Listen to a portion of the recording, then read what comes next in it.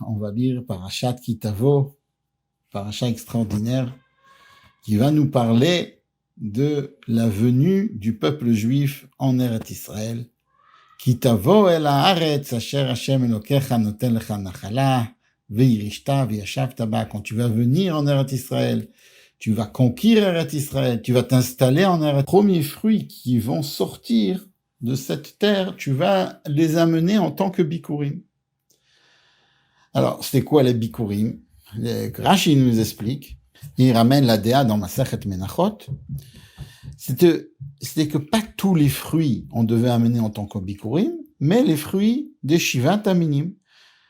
Et bien sûr, les fruits, les beaux fruits, les fruits dans les endroits qui grandissaient d'une manière extraordinaire en Eretz Israël, la première chose qu'on avait, le premier fruit qu'on avait, on a mené à Kadosh Baruch Hu. Comme Rashi nous dit, Adam yored le torsadeo, un homme, il descend dans son champ, roe te'ena shebichra, il voit qu'il y a d'un coup une figue qui est devenue mûre. Alors qu'est-ce qu'il fait? Korech alea gem elisiman, il met un signe sur cette figue, et il dit, areze bikurim, voilà, cette figue-là sera bikurim. En fait, le bikurim, c'est le premier fruit qu'on a, le premier, on doit l'amener à Kadosh Baruch Hu. Il y a plusieurs premiers qu'on doit amener à Kadosh Baruch Hu. Le Bechor, on va l'amener à Kadosh Baruch Hu. Les Bikurim, on va amener à Kadosh Baruch Hu. Rosh Hashanah, ça va être une fête, la première fête le premier jour de l'année qu'on va le donner à Kadosh Baruch Hu. Pas seulement le Bechor de l'homme doit être amené à Kadosh Baruch Hu, mais même le Bechor de la bête doit être amené à Kadosh Baruch Hu. C'est pour nous dire, chaque fois qu'on a quelque chose de nouveau, quelque chose quelque chose qu'on a de nouveau, c'est quelque chose qu'on aime beaucoup. C'est quelque chose qu'on est très attaché avec. Et si on est tellement attaché avec quelque chose, alors on veut dire, ok, c'est la première chose qu'on a eue, on le donne à Hachem, pour se rappeler que tout vient d'Akadosh Baruch Hu. Mais les bikurim, c'était tellement extraordinaire que non seulement quand ils amenaient les bikurim, le juif qui amenait le bikurim, il sentait comme quoi il se rapproche d'Hachem, puisqu'il devait l'amener à Hachem, il devait l'amener devant le Kohen, il devait l'amener devant le Mikdash. Il y avait tout un texte, il y avait toute une cérémonie, comment ils amenaient les bikurim. En fait, ils venaient ensemble. Il y avait un groupe entier de personnes qui amenaient le bikurim, qui se rassemblaient.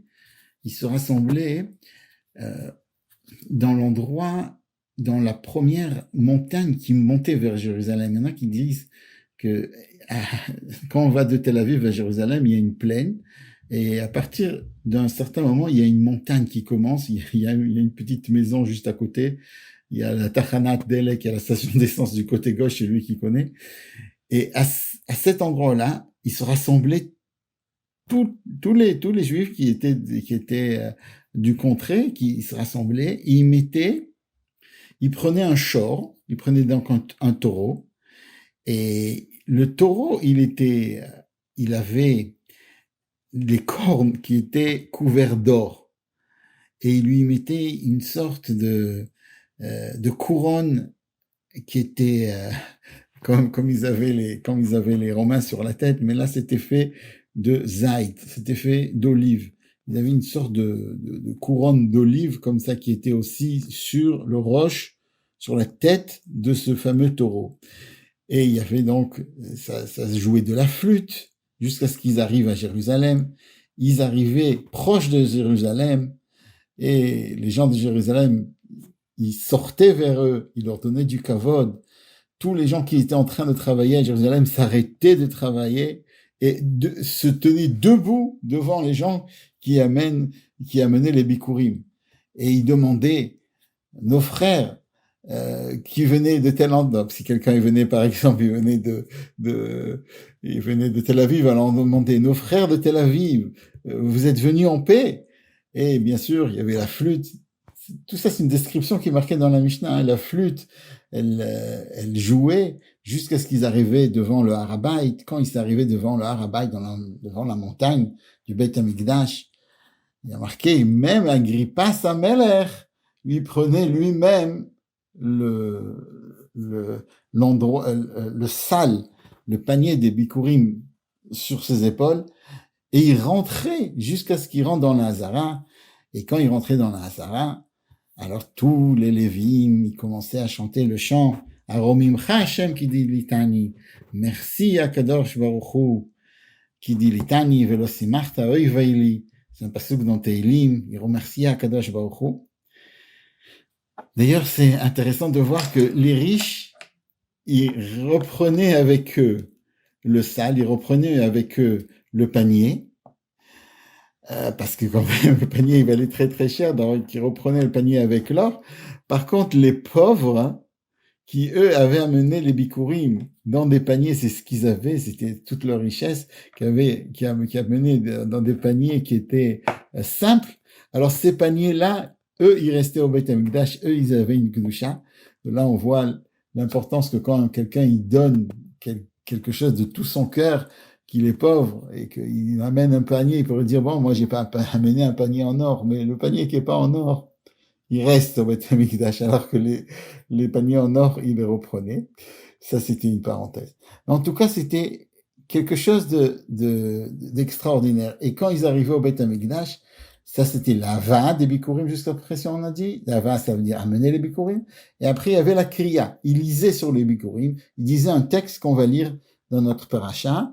C'est un petit peu le texte qu'on va lire dans la Haggadah de Pessah, qui commence par Arami Ovedavi, celui qui se rappelle de la lecture de Pessah, Arami Ovedavi, Vayered Mitzrayma, on est descendu en Égypte, et Akadosh Baruch Hu nous a sauvés d'Égypte. Et la fin, c'est que voilà, Hachem, maintenant je t'ai amené de mon fruit, le fruit de ma terre que tu m'as donné, Hachem. Et on se prosterne devant Akadosh Baruch Hu, on sera content devant Akadosh Baruch Hu. Alors, et les bikurim, c'était tellement important, le Midrash, il ramène que les Juifs, ils essayaient d'avoir ces bikurim là des Kohanim. Ça veut dire quoi? C'est-à-dire même celui qui n'était pas Kohen, il voulait absolument manger des Kohanim. Si par exemple, le Kohen, il devait de l'argent à quelqu'un, alors quelqu'un, il lui disait, s'il te plaît, donne-moi un petit peu de ces bikurim, je veux goûter un petit peu des bikurim. Tellement même le peuple juif voulait goûter ces bikurim. La Mishnah, elle dit aussi que si le Kohen, il devait payer des mésonotes à sa femme, alors sa femme, elle lui disait, s'il te plaît, donne-moi un petit peu des bikurim. Je veux quand même goûter. Voilà. Mais il y en a aussi qui disent que à la fin de la Mishmeret, à la fin du moment où les Kohanim, quand les Kohanim, ils avaient terminé, alors il laissait toujours des bikurim il partageait avec tous les Kohanim. Il y avait toute une histoire sur le bikurim. C'est quelque chose d'extraordinaire, le bikurim. Et là, la question se pose à partir de quand ils ont commencé à mener les bikurim. Et il y a deux avis. Alors, tout le monde connaît l'avis de Rashi. Il y a un autre avis. Il y a marqué comme ça dans le Sifri. Le Sifri, c'est un des Midrashim. D'après le Sifri, quand il y a marqué Vehaya kitavo el haaretz, Vehaya, en Vehaya el miyad. D'après le Sifri, dès qu'ils sont rentrés en Eretz Israël, à peine ils sont rentrés, ils ont amené les bikurim. C'est logique, puisque la bikurim, c'est une histoire tellement grande, pourquoi qu'ils attendent? Mais la Gemara dans Kiddushin, elle ne dit pas comme ça, et comme ça Rashi chez nous, il explique aussi. Rashi nous dit, Lo nitrayvu b'mitzvah zo ad lachar Yerusha ve'yeshiva. À partir de quel moment ils ont eu une obligation d'amener les bikurim que quand ils se sont installés, quand ils ont hérité de la terre, ils se sont installés dans la terre, ils ont partagé la terre, et que à partir de ce moment-là, ils ont amené les bikurim. Dans l'écouter Sichot, Krach Lamedal, il pose la question, qu'est-ce que ça veut dire ces deux explications? Qu'est-ce qu'on peut apprendre de ces deux explications? Avant de donner la tchouva que le rabbi donne dans Krach Lamedal, il faut devancer que le Midrash Tanchuma, d'accord, dans notre paracha Aleph, il explique que puisque les bikurim ont rapport avec le Beit HaMikdash, donc d'après la halacha, dès que le Beit HaMikdash n'est plus là, alors on arrête d'amener des bikurim. Il y a des déotes qui disent que quand il n'y a plus le Beth Amikdash, alors on doit quand même prendre le bikurim, on n'a pas le droit de le manger. Mais al pi halacha, dès qu'il n'y a plus de Beth Amikdash, il n'y a plus les bikurim. Le Barthénoura, il pense pas comme ça. Le Barthénoura, il dit clair, dès qu'il n'y a plus de Beth Amikdash, on fait rien avec les bikurim. Et le Midrash Tantruma, il dit, Tzafa Moshe beruach hakodesh, vera'a shebeit hamikdash atit leicharev. Ve'abikurim atidin yipasek. Le Midrash, il nous dit, Moshe Rabbeinu, il a vu en Ruach HaKodesh que le Beit HaMikdash risque d'être détruit, sera détruit, et les bikurim s'arrêteront. Amat ve'itkin Israël, shiyu mitpalelim shalosh pamim bechol yom. Il a fait un décret au peuple juif, compris 3 fois par jour. Donc, de là, on voit que les bikurim, c'est quelque chose qui est quelque chose de général. C'est un rapport, il y a un rapport entre le bikurim et les tmidim, le korban tamid, qu'on amenait tous les jours. Cette chose-là, elle est expliquée dans le mamar, Rabbi l'a dit un mamar dans l'année Tavshin Lamed Bet, 1972, Tetzain Elul, Shabbat Parashat Tavo, et ça, là-bas, il a expliqué le rapport qu'il y a. Mais dans l'écouté Sichot Kerech Lamed Dalet, il explique là-bas que, au fait, chaque jour, on a deux sortes de bikurim. On a les bikurim qu'on fait tout de suite. À partir de quand on se lève, on fait Modéani. Le fait de faire Modéani sur la Neshama qu'Akadosh Baruch Hu nous a rendu dans nous, c'est pas quelque chose qu'on a réfléchi, qui est amené après une réflexion. C'est quelque chose de naturel. Dès que notre Neshama, elle est dans nous, tout de suite on remercie Akadosh Baruch Hu. Si on veut, ça serait contre les bikurim, ça serait contre la DA qui dit que les bikurim ont été amenés tout de suite dès qu'ils sont rentrés en Eretz Israël. Donc, ceux qui disent, d'après la DA, d'après le Sifri, qui dit que les bikurim étaient amenés tout de suite, contre cela, on a le Modéani. Mais il y a une autre sorte de bikurim, c'est des bikurim qu'on va faire après qu'on a compris c'était quoi Hachem, après qu'on a compris. On va pas comprendre, mais après qu'on a compris qu'on sait pas c'est quoi Hachem, après qu'on a fait une hitboninout, après qu'on a réfléchi à Kadosh Baruch Hu, qu'on a ouvert des livres, etc. On a étudié Chassidut. Et ça, c'est les bikurim. Ça, c'est notre fila qu'on fait tous les jours. C'est les bikurim qu'on fait après, pas tout de suite dès qu'on se lève. On a le temps dans le mikveh de se préparer, et après de faire les bikurim. Et c'est pour ça qu'il y a deux déotes. Quand c'est que les bikurim étaient amenés, ça nous amène à 2 sortes de hodaot, à 2 sortes de remerciements. Et donc, si on veut, il faut de là l'importance de dire Modéani, d'accord? Puisqu'on sait que si on comprend que le Modéani qu'on dit tous les jours, c'est contre les bikurim, et on sait l'importance qu'avaient les bikurim, on peut comprendre l'importance qu'il y a de dire Modéani. On raconte qu'il y avait un jeune juif qui connaissait, si je me trompe pas, la mère du rabbi. Et je crois qu'il portait, il lui portait à manger à chaque fois. C'était un livreur de la macolette du coin, donc du dépanneur du coin. Et ce juif-là, il a dit à la rabbinite, demande au rabbi c'est quoi la tefila la plus importante, parce que je sais pas si j'ai le temps de faire toutes les tefilotes. Bon, après il s'est rapproché. Mais au début, c'était un juif qui avait la difficulté de faire la tefila. Et la rabbinite, elle a demandé au rabbi, et le rabbi lui a dit, la tefila la plus importante, c'est Modéani. Parce que si après on va faire Modéani, après on peut avancer. Donc il y a une importance énorme dans le Modéani que un juif y fait. Parce que on sait que le juif, c'est quoi juif? C'est Yehudi. C'est quoi Yehudi? Yehudi, c'est Hoda. Ça vient de Yehuda. Yehudi, c'est des gens qui viennent de Yehuda. Et c'est quoi Yehuda? Celui qui est modé. Celui qui, il y a deux explications dans modé, dans modim qu'on dit, qui reconnaît. Ani modé, j'accepte, je reconnais qu'il y a Kadash Baruch Hu dans le monde. Et modé, c'est aussi modé qui dit Toda, il dit merci. Donc, la mahout, l'essence du juif, c'est modé. De là, l'importance de dire modéani, et bien sûr, de là, l'importance de la tfila. Et qu'entre ces deux explications, dans les deux sortes d'Oda, il y a deux déotes dans les Tanaïm qu'on sait qu'ils ont amené. En fait, c'est pas une machloket. Il y a une machloket. Mais Elouvel du vrai Elohim Chaim. Eux, ils ont raison.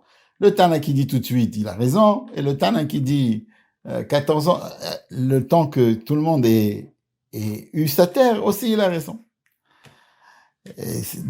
On apprend des deux quoi faire. On apprend des deux Tanaïm comment se conduire. Un juif, il doit se conduire. Mais il faut encore comprendre, d'après l'avis, le deuxième avis, historiquement, pas qu'est-ce qu'on apprend de ça, historiquement, comment ça s'est passé.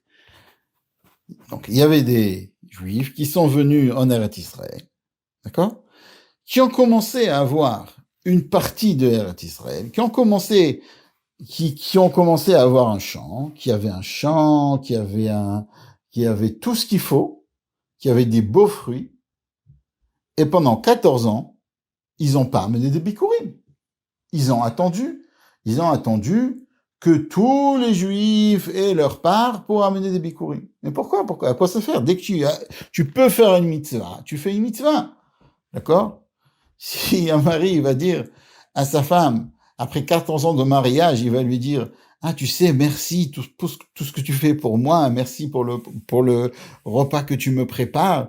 Ou un enfant, il va dire à sa mère, après 14 ans, la première fois de sa vie, il va lui dire merci, d'accord, merci sur tout ce que tu me donnes.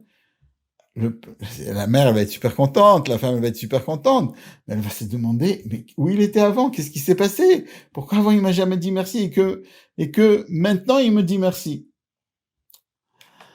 Alors on dit comme ça, que si quelqu'un, en Eretz Israël, il a pu avoir des beaux fruits, des beaux raisins, une belle vigne, des belles grenades, il est très très content.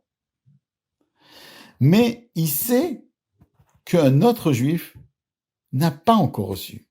Il sait qu'un autre juif se trouve dans un autre endroit, et là, on lui fait tomber des kassams sur la tête, on lui fait tomber, je sais pas qu'est-ce qu'on lui faisait tomber à l'époque.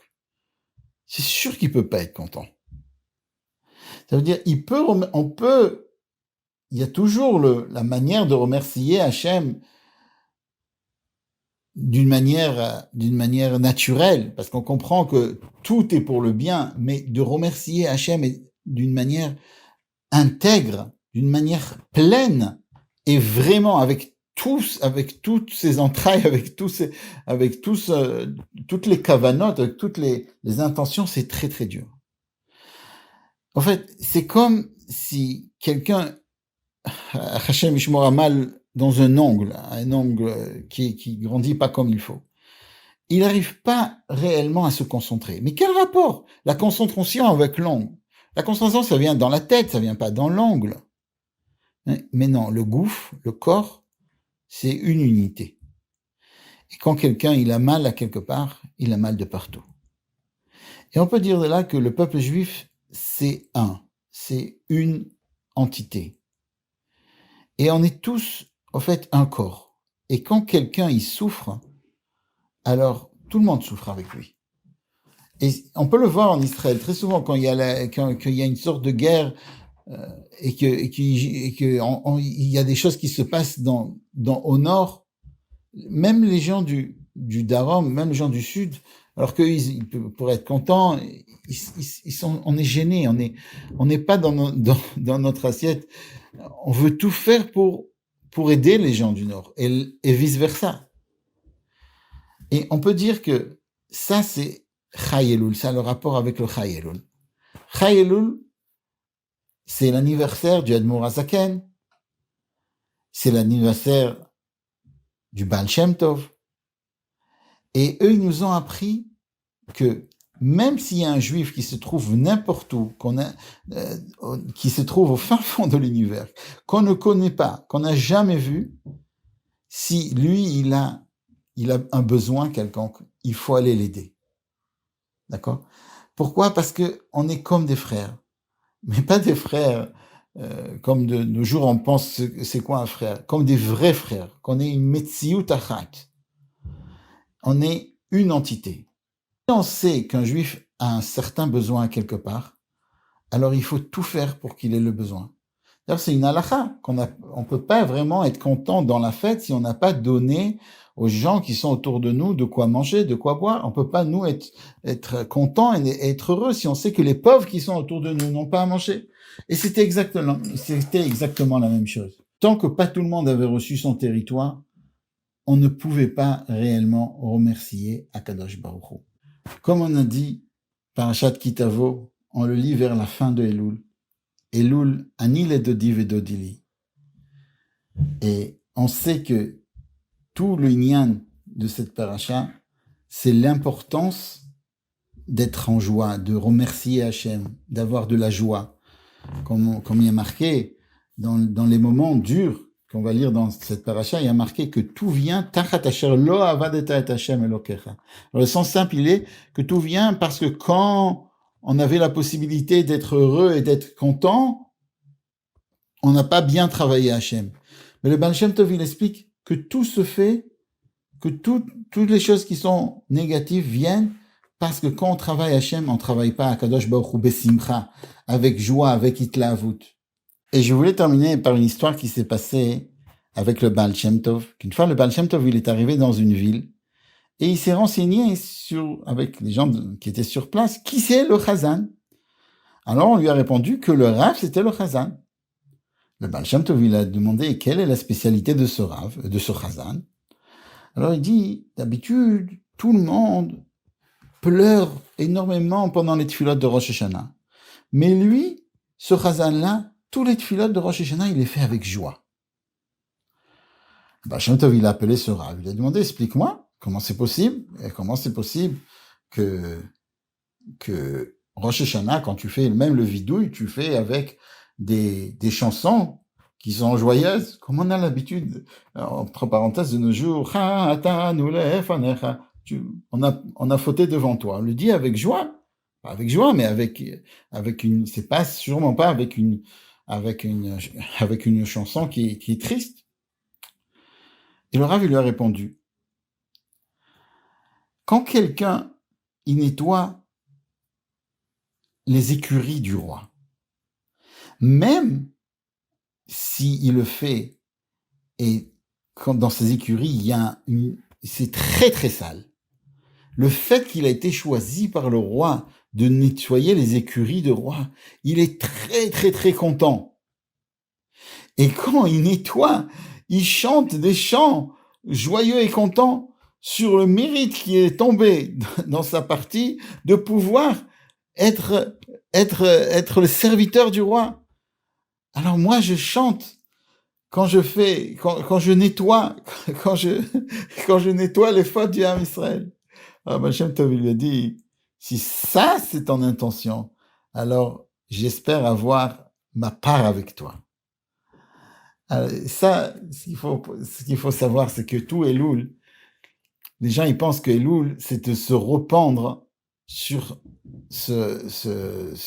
faire une charata, se repentir sur ce qu'on a fait. Mais le mois de Elul, il faut se rappeler que le roi, il se trouve dans le champ.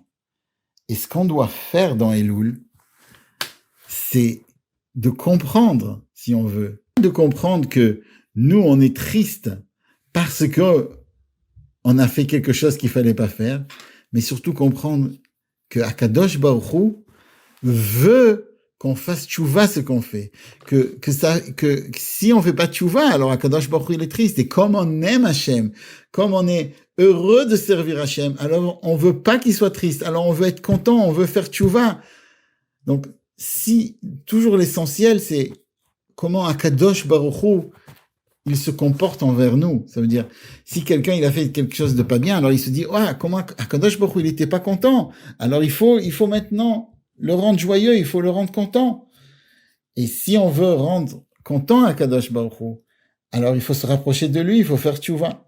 Si on veut, ça c'est un petit peu le travail de Elul, de se rapprocher d'Akadosh Baruch Hu. Et si quelqu'un, il a fait quelque chose qui n'est pas comme il faut, alors bien sûr, il décide de changer son chemin pour Akadosh Baruch Hu. Pas parce que lui, il comprend que ce que lui, il a fait, c'est pas bien, mais ce que lui, il a fait, ça fait de la peine à Hachem. Et quand quelqu'un, il comprend ça, alors ça, c'est comme ça qu'on nettoie les écuries. Ça veut dire ici, il enlève toutes les mauvaises choses qu'il a et il sert à Kadosh Baruch Hu parce que tout son but, c'est de recevoir à Kadosh Baruch Hu, recevoir à Kadosh Baruch Hu, recevoir le roi. Et le roi qui se trouve dans le champ.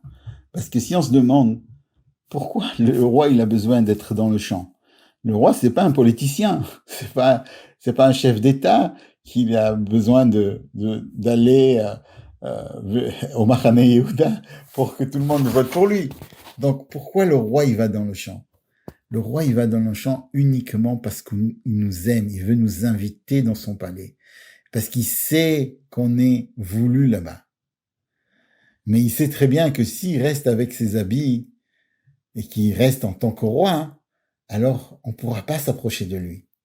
Donc, il veut être absolument sûr qu'on vienne. Et si on sait qu'Akadosh Baruch Hu, il veut qu'on vienne, qu'il veut qu'on s'approche de lui, alors c'est sûr qu'on doit être joie, faire tchouva avec simcha, et Bezrat Hashem, qu'on puisse voir notre roi avec la venue du Mashiach Tzidkeinu, Tekef Omianamash, qu'on puisse encore une fois mener des bikurim avec joie le Beit HaMikdash. Shana Tova, Ktiva V'Chatima Tova.